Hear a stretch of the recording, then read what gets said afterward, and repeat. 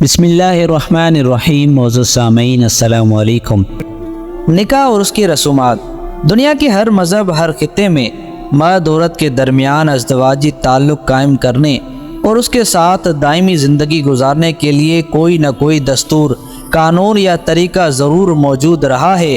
بغیر کسی رشتے کے مرد عورت کے آپس کے تعلق قائم کرنے کی کوئی بھی مذہب اجازت نہیں دیتا۔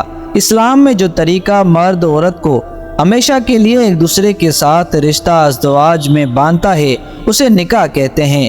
نکاح کا لغوی معنی ملنا ہے، کیونکہ نکاح کی وجہ سے صرف مرد عورت ہی مل کر زندگی نہیں گزارتے بلکہ اس کے خاندان اور بسا اوقات دو ملک مل جاتے ہیں۔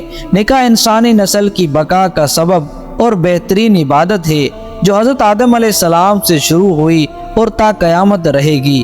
یہ آدھے ایمان کی حفاظت کا سبب ہے، کئی گناہوں سے بچنے کا ذریعہ اور بے حد فائدہ رکھنے والا عمل ہے۔ اگر چاہے دیگر مذاہب و معاشروں میں بھی مرد اور عورت کے باہمی زندگی گزارنے کے مختلف طریقے رائج ہیں، مگر بعض ایسی رسومات اور حرکات کا مجموعہ ہیں جن کے بعض پہلو یا تو انتہائی شرمناک ہیں یا پھر مسلم معاشرے کے لیے تکلیف و تکلف کا باعث ہیں۔ چنانچہ اسلام نے اپنے ماننے والوں کو ایسا مذہب اور پاکیزہ طریقہ عطا فرمایا ہے جس میں کسی کو تکلفات کا پابند کیا گیا، نہ کسی پر کوئی بوجھ ڈالا گیا ہے، بلکہ اس نکاح کو نہایت بابرکت قرار دیا گیا ہے جس میں بوجھ کم ہو۔ چنانچہ یہاں پر نکاح سے متعلق ضروری امور پر ان رسموں اور طریقوں کا جائزہ لیا جائے گا جو اس وقت ہمارے معاشرے میں رائج ہیں، تاکہ ہم یہ جان سکیں کہ ان رسموں میں سے کون سی رسمیں اسلامی تعلیمات کے مطابق ہیں اور کون سی غیر شرعی اور صرف تکلف پر مبنی ہے۔ مگر ان سب باتوں سے پہلے یہ جاننا انتہائی ضروری ہے کہ ایک عورت کے لیے نکاح کی شرعی حیثیت کیا ہے۔ چنانچہ حضرت امام احمد رضا رحمۃ اللہ علیہ فرماتے ہیں، جس عورت کو اپنے نفس سے خوف ہو کہ غالباً اس سے شوہر کی اطاعت اور اس کے حقوق اور واجبات ادا نہ ہو سکے گی، اسے نکاح ممنوع اور ناجائز ہے۔ اگر کرے گی تو گناہ گار ہوگی۔ یہ صورت حراکت کی تحریمی کی ہے۔ اگر یہ خوف مرتبہ زن سے تجاوز کر کے یقین تک پہنچا جب تو اسے نکاح حرام قطعی ہے۔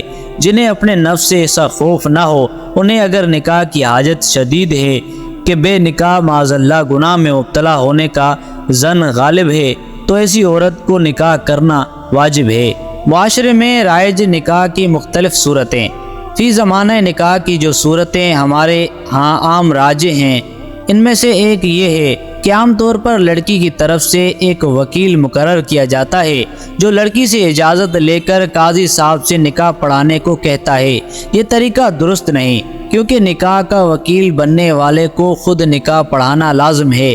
وکیل کسی اور کو نکاح پڑھانے کا نہیں کہہ سکتا۔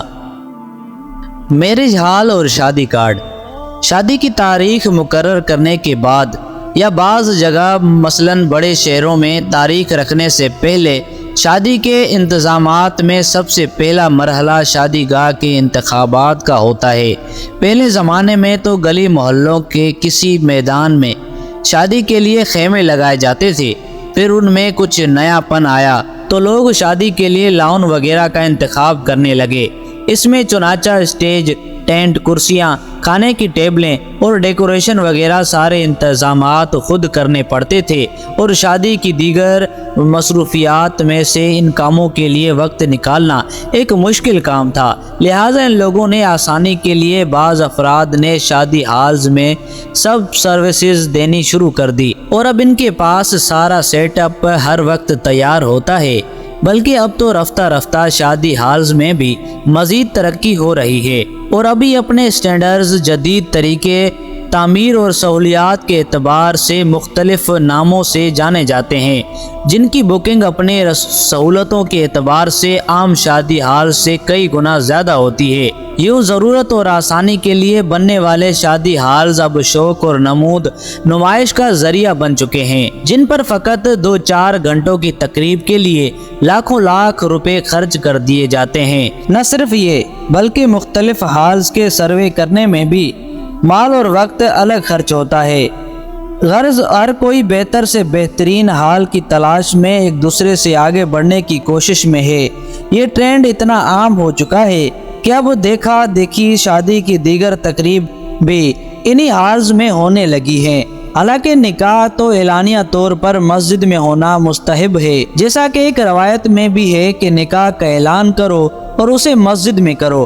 چنانچہ مستحب یہ ہے کہ نکاح جمعے کے دن بعد نماز جمعہ جامع مسجد میں تمام نمازیوں کے سامنے ہوتا کہ نکاح کا اعلان بھی ہو جائے اور ساتھ جگہ کی اور وقت کی برکت بھی حاصل ہو جائے کہ نکاح عبادت ہے اور عبادت کے لیے عبادت خانہ یعنی مسجد موضوع بہترین ہے۔ ان شادی ہالز کی نحوست میں سے یہ بھی ہے کہ بعض ساؤنڈ سسٹم، اسکرینیں اور رنگین فلیشیں لائٹ ہوتی ہیں، فحش اور گناہوں سے بھرپور ماحول ہوتا ہے، دلہا دلہن کے پٹاخوں اور گانوں باجوں کے ساتھ انٹری ہوتی ہے اور پورا حال سیٹیوں اور تالیوں سے گونج رہا ہوتا ہے۔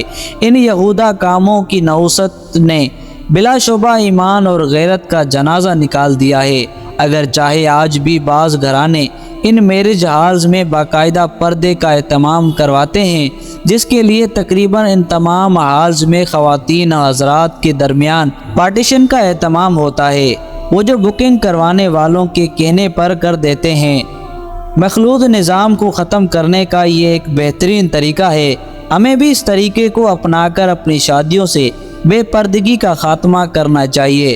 شادی کی دعوت دینے کے لیے برسا برس سے شادی کارڈز کا بھی ایک اہم سلسلہ چلا آ رہا ہے۔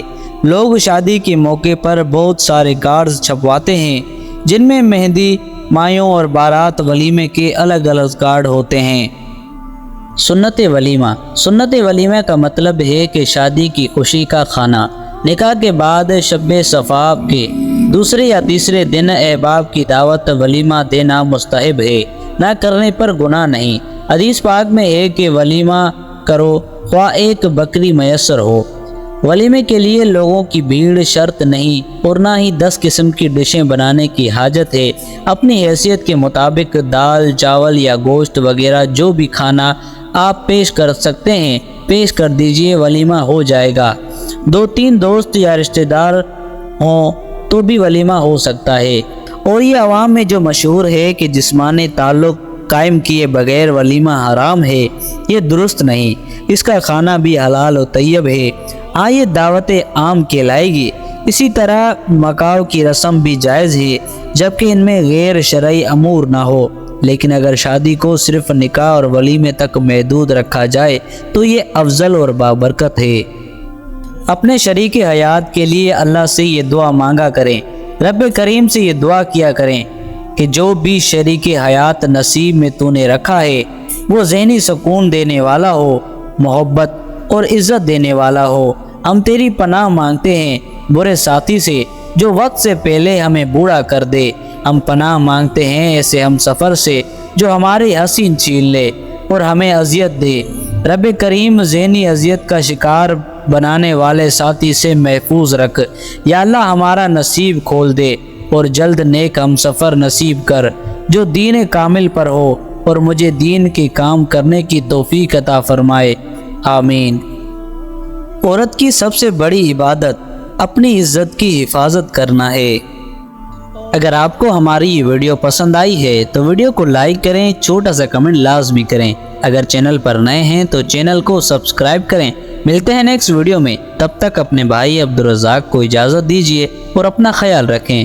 اللہ حافظ۔